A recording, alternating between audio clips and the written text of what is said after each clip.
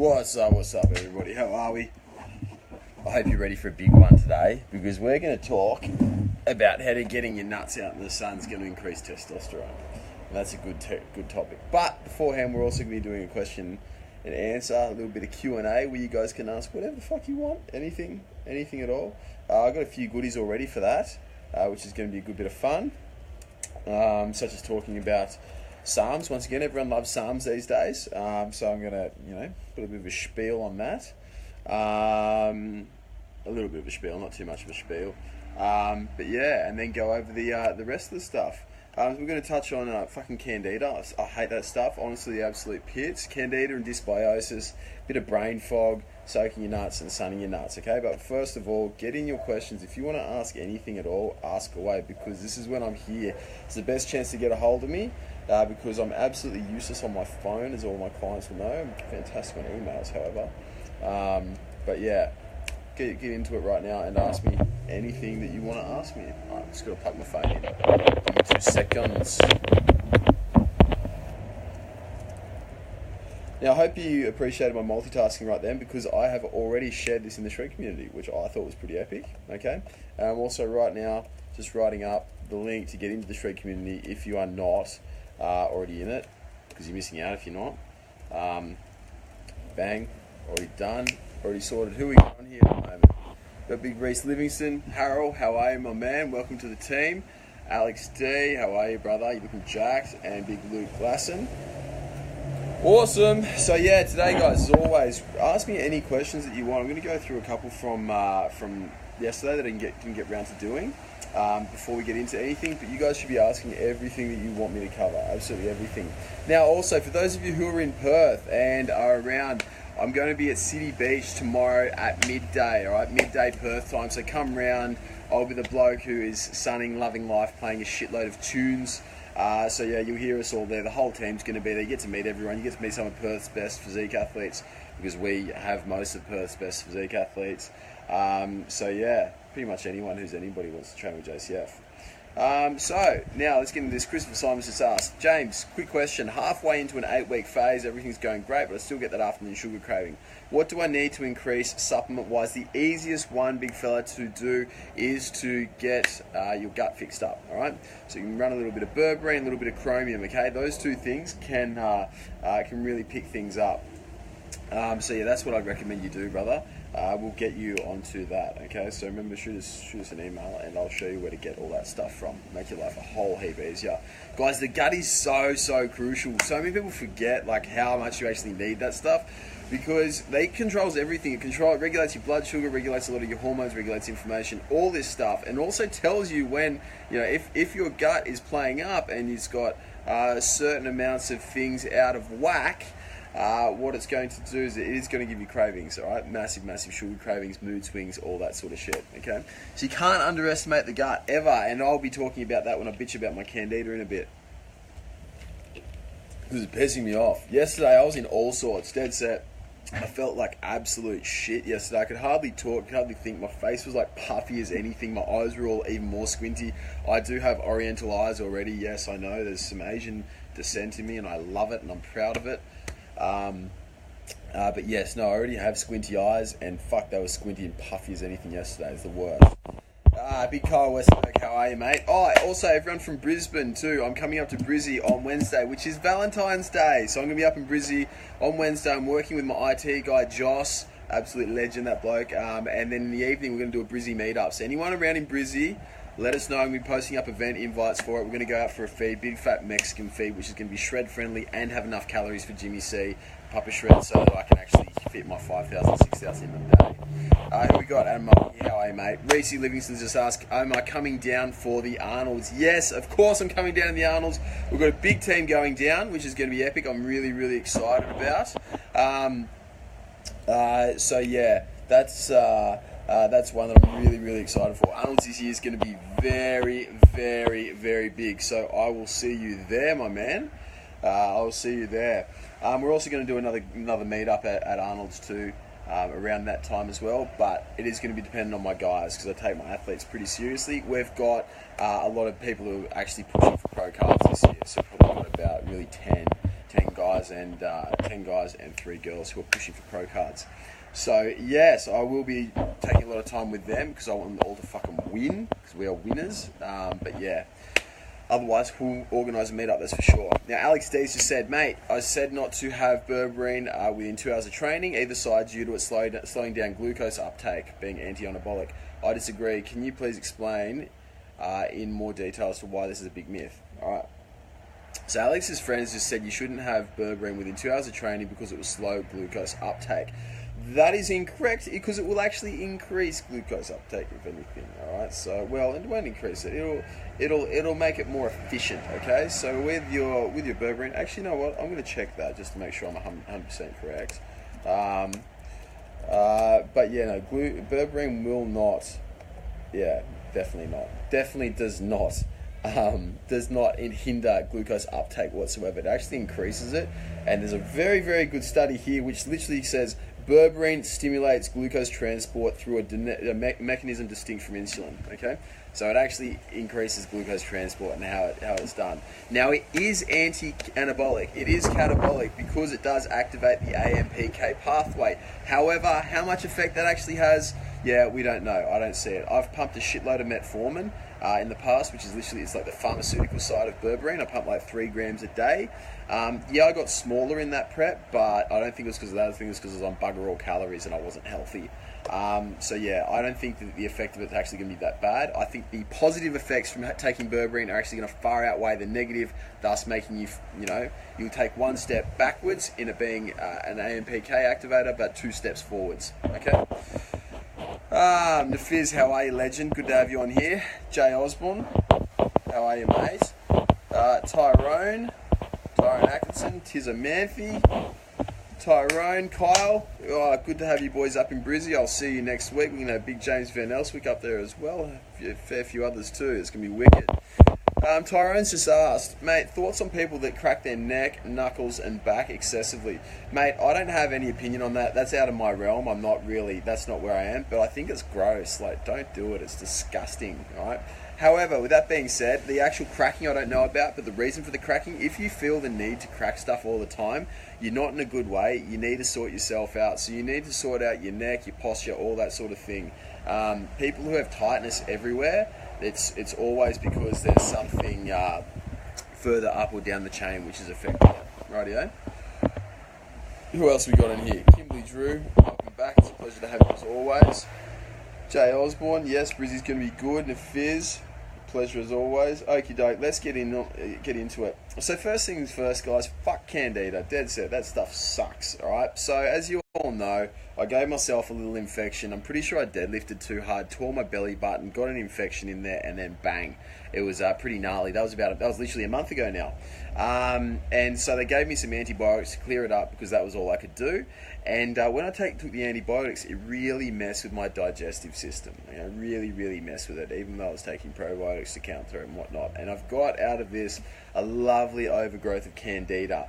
And Candida's a yeast, and it's a pain in the ass yeast. It's an absolute pain in the ass. It's the worst.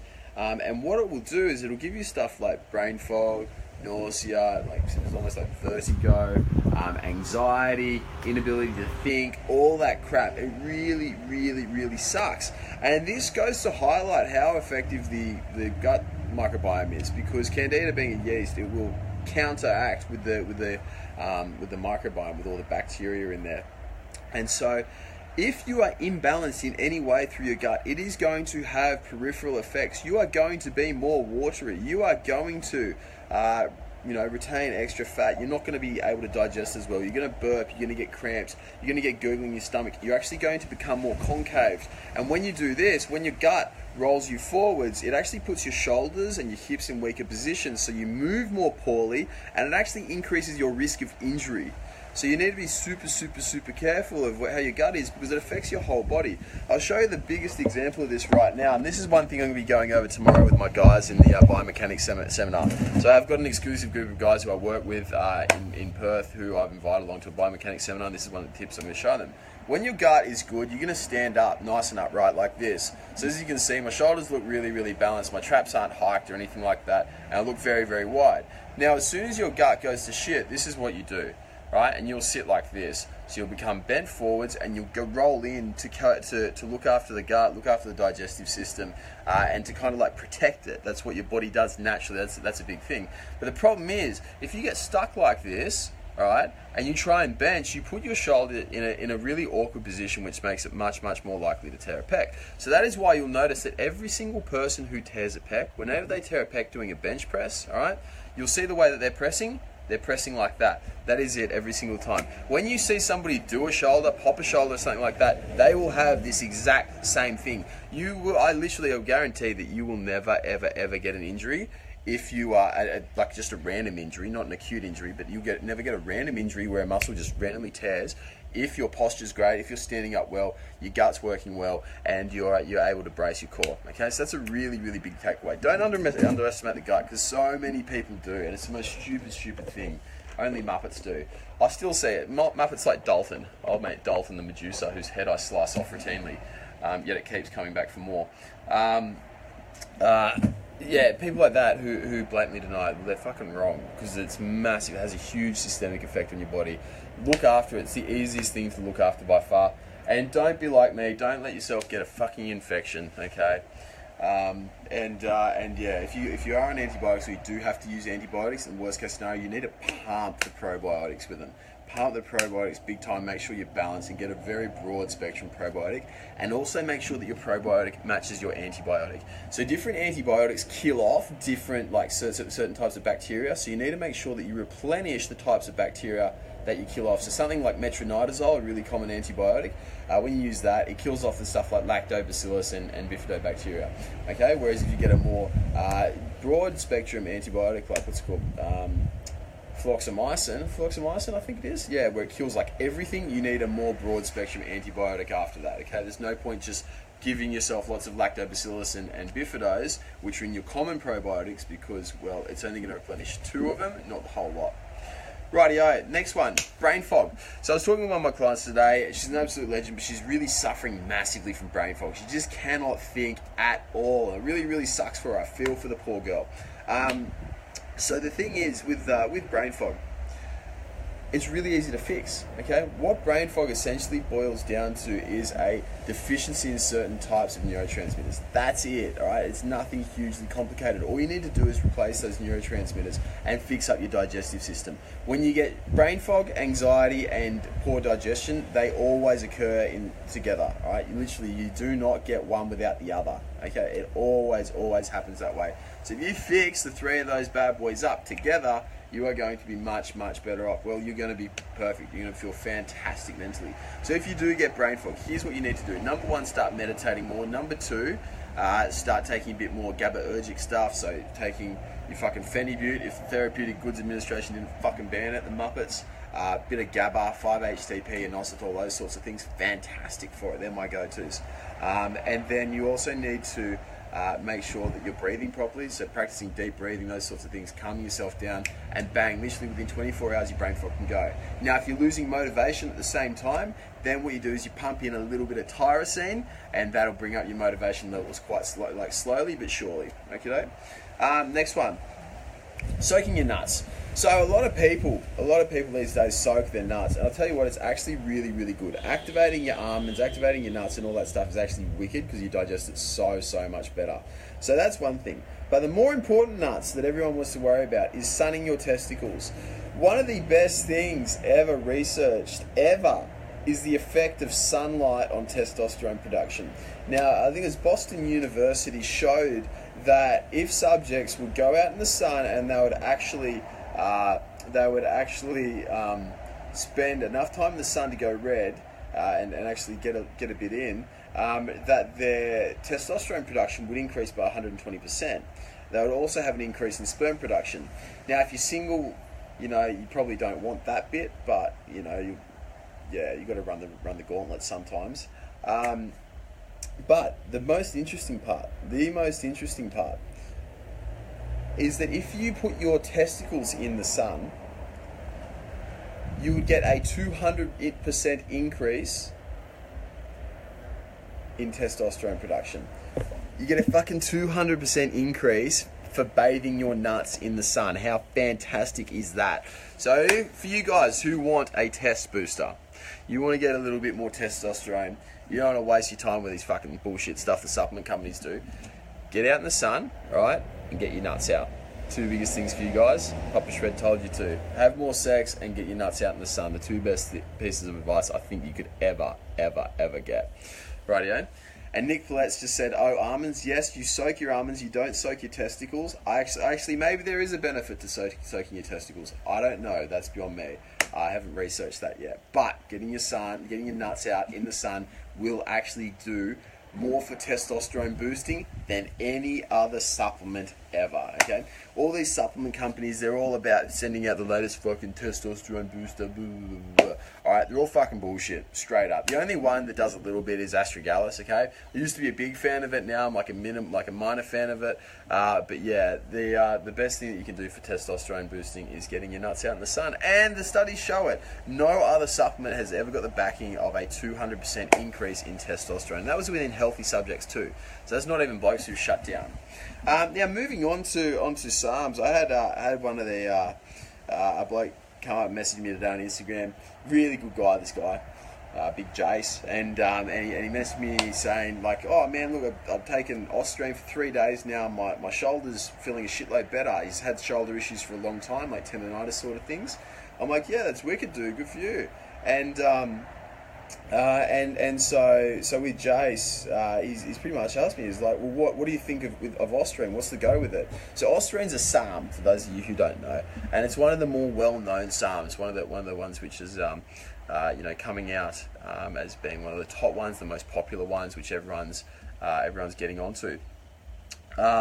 So with Ostrine, my thoughts on Ostrine are, well, number one, if you've got the option of being prescribed testosterone or taking a SARM, fucking take the testosterone 10 times out of 10, alright? Because it's legal, right? With the Ostrine, what it's going to do is it's going to mimic the effects of testosterone because it's a select androgen receptor modulator, and testosterone is an androgen receptor modulator, pretty much. That's what it breaks down to. Well, androgen, it's an androgen receptor modulator. And so pretty much between the two, you're going to get more bang for your buck out of testosterone with the same amount of side effects, okay? So SARMs are not side effect free. Everyone's like fucking cracking woodies over SARMs these days, and everyone's trying to sell them because they're legal, and they're saying, oh, it's not testosterone, it doesn't work like testosterone. Well, no, it fucking does. That's exactly the same thing, okay? So there are going to be side effects with it, and you will get HPTA shut down.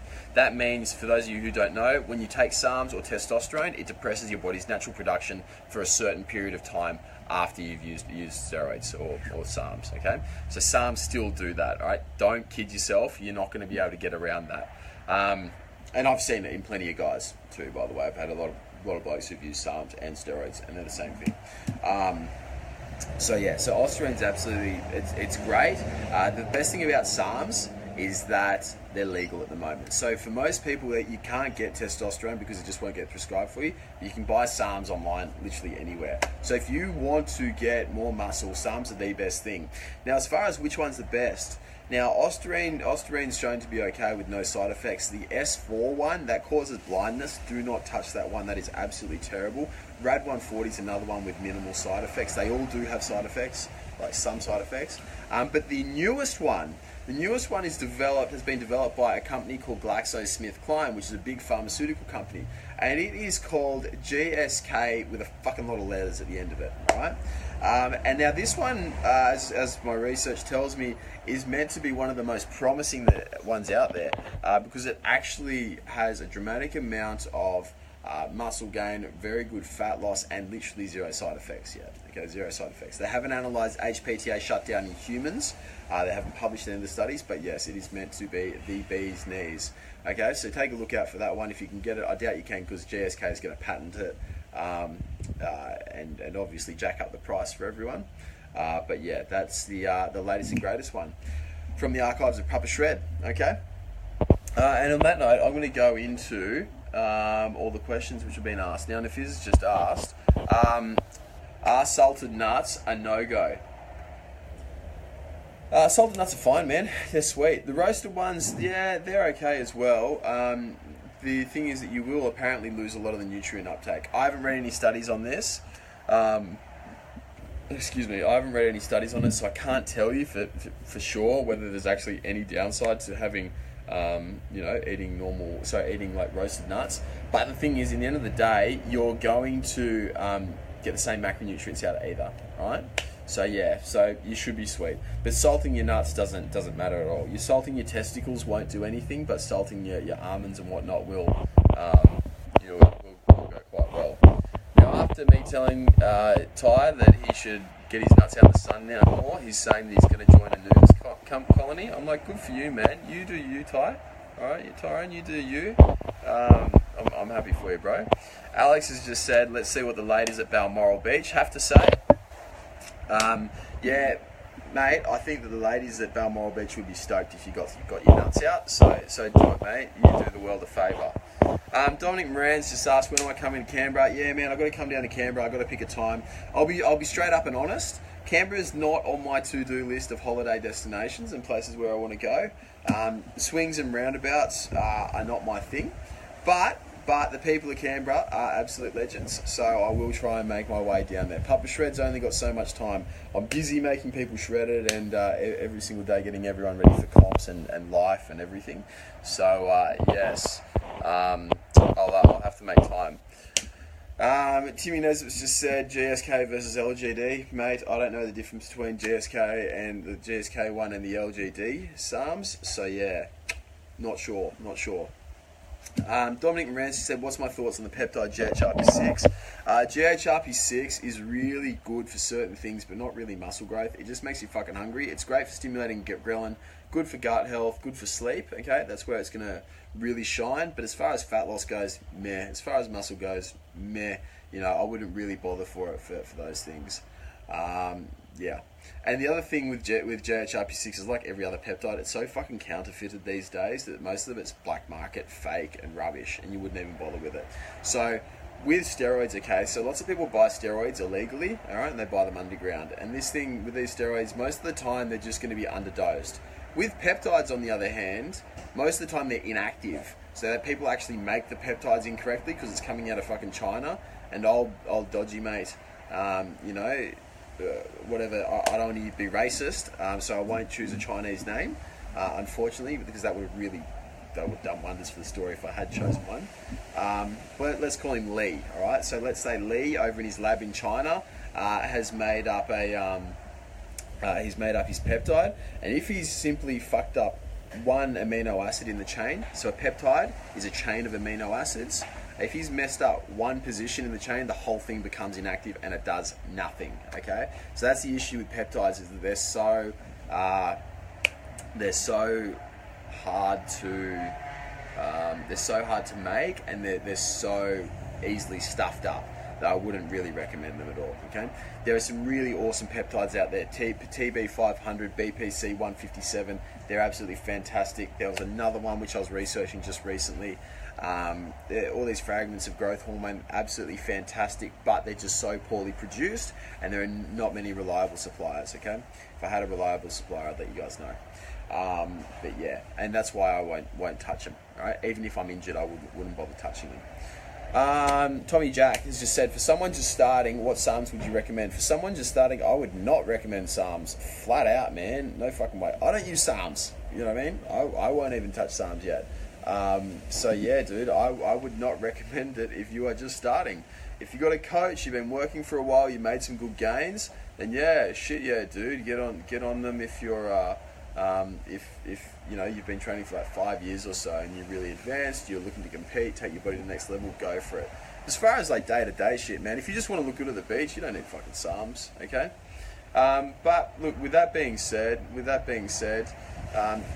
I'm not going to sit here and fucking patronize you and tell you not to take them. What I will say is, what I will say is, if you're really going to use any, you need a coach, dude. Straight up, you need somebody. You need somebody to look after your blood work and actually make sure that your health's good. Okay, because you can't just take SARMs without checking up on yourself. Because it can have adverse effects on the body. So you need to take your blood work and make sure everything's okay. You do that regularly. You've got to know how to read the fucking blood work, know how to fix the blood work when it comes back off, you know, all that sort of stuff.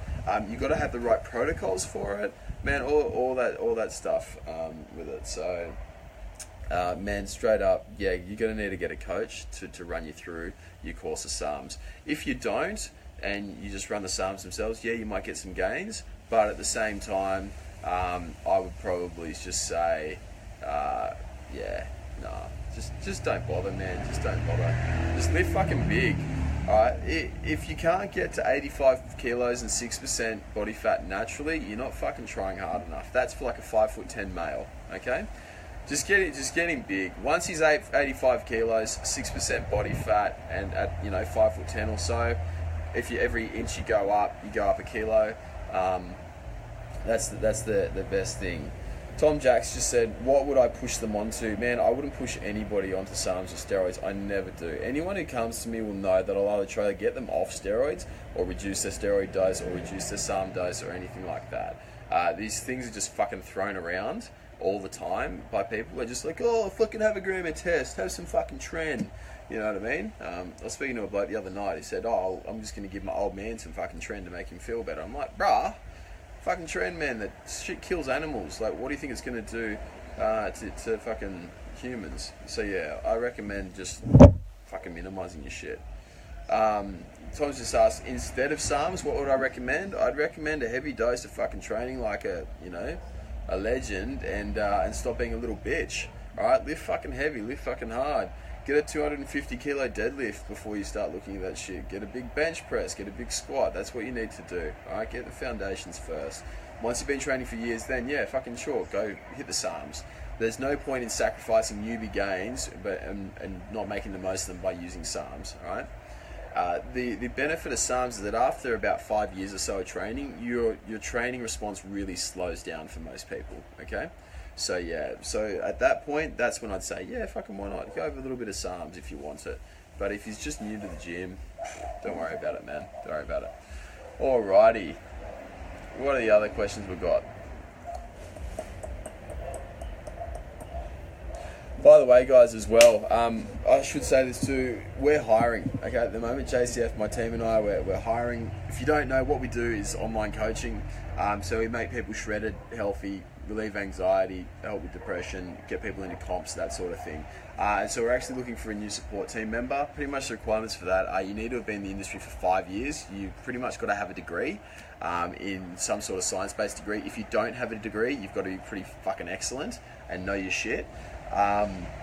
You got to be a good bloke, you got to be a lad, or you got to be a lass, so you got to be either a guy or a girl. I don't care if you're male or female. In fact, I'd probably like a female because way too much testosterone in the JCF team. We need to sort that out. Not really, it's 50-50, but still, girls are more organised and much more intelligent than men in general. So yeah, if you're interested, let me know, just shoot us an inbox, okay, and we can get you out and get you in the details. Rightio, now Peter Tremaine's just asked, g'day mate, just a quick random question. I've just been selected for a trek across Antarctica. That's fucking rough going, mate. You got the short straw, didn't you? It is going to be around 1,700 kilometres over 2 to 3 months. Any training tips you would suggest? Fuck, man, I'd learn how to run and run away from these bloody assholes who've selected you to do that. That sounds horrible, man. But anyway, on a serious note, training tips for that. Oof, jeez, man, that's a tough one. I've never actually trained anyone to go to Antarctica and to walk 1,700 kilometres over 2 to 3 months.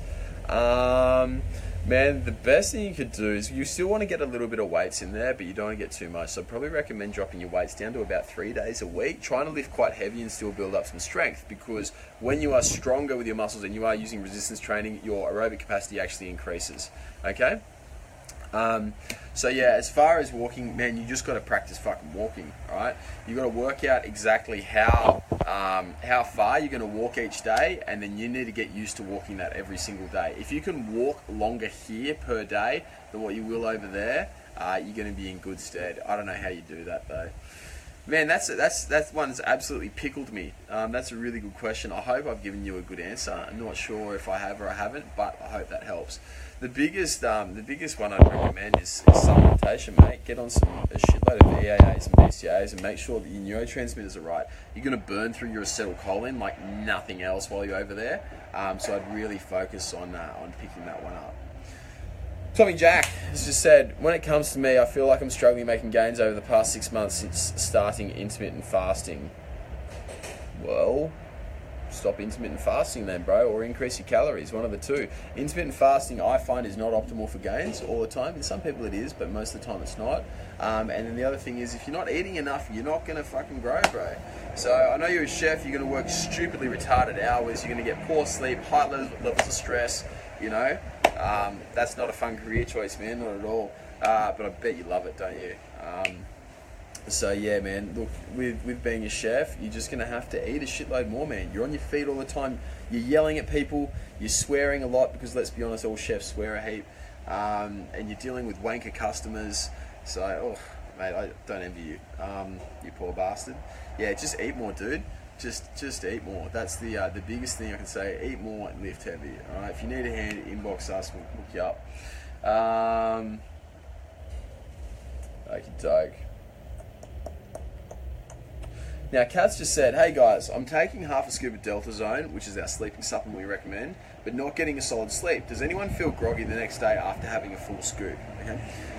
If you are taking a massive amount of phenibut or anything to slow you down, you should not actually feel groggy the next day. All right? You should actually feel really, really good and really, really focused.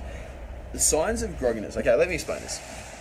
When you feel really, really groggy after taking a sleep supplement, it's because your body's dropped your adrenaline production down massively. Okay, that is really what it is.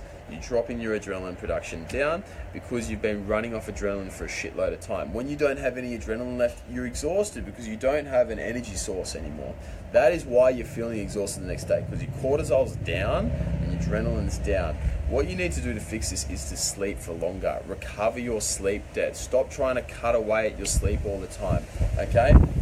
Get healthy, recover, and that is going to be your best friend by far. Then you will not feel groggy the next day. Rightio, next one. Big Chris has just asked, does anyone recommend fasting when sick?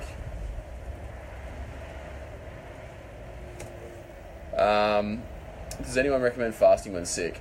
Yes, 100%. Fasting when you're sick is great. Absolutely wicked.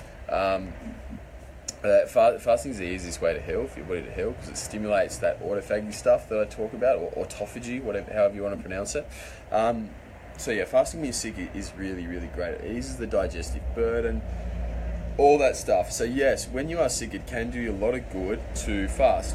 The thing is, you got to look at why you're getting sick in the first place. You should not get sick, all right? I don't get sick ever, and you guys shouldn't get sick ever too. Doesn't matter how many crook, gross people you're around. If you're getting sick, your immune system is insufficient. Where is your immune system? It's all in your gut, all right? Literally all of it is in your gut. If your gut's not happy, well, what's going on? You're putting in shit food, you've got too much stress, you've got imbalanced neurotransmitters, and you probably need a fast, okay? So doing a little bit of fasting will help you out in a big way. Now, Blake Rose just asked, keto or carb cycling for fat loss and muscle gain? Bro, it depends from person to person, okay? Best one, in my opinion, is backloading, definitely. But at the end of the day, the main thing you've got to look at is you've got to look at replenishing your stress, so making sure your 5 stresses, the ones I always talk about, making sure that they're in balance.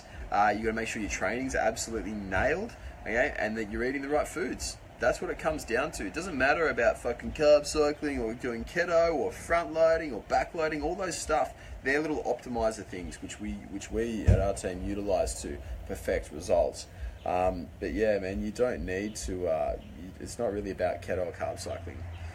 But look, if I had a choice of only keto or carb cycling for fat loss and muscle gain, I would probably choose, for me, I would probably choose carb cycling. And for no reason, just because I want to eat more carbs and I like my jelly babies. So yeah. Rightio, next one.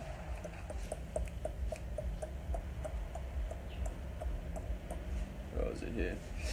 Sal's just asked, I wake up around 3 to 4 times during the middle of the night, which at times leads to minimal sleep. Can anyone help? Guys, if you're waking up multiple times through the night, you need to sort your shit out, okay? You need to get more GABA, you need to improve your melatonin, and you need to reduce your screen time. One of the biggest things that we screw up is we spend all our days on a fucking screen, and we're watching a screen up until 9 o'clock or later at night, okay?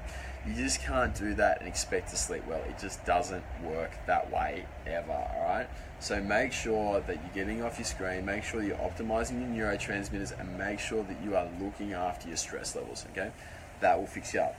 Now, the other thing too is if you're waking up at 3 a.m. in the morning, an old Chinese thing is saying that your liver is banged up and liver's not happy. So what you can do is you can actually start looking after your liver a bit better, and then you'll actually end up sleeping through the full night, okay?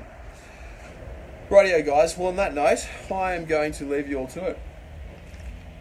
For all you Perthians who are around here, come out to City Beach tomorrow at midday. I'm going to be there, my team's going to be there, we're all going to have yarns, play a few beats and have chats, okay? So if you want to come up, talk to me, pick my brains, whatever, alright, come along, say hello and I'll be there, okay? On that note, I'll leave you all to it, enjoy your night.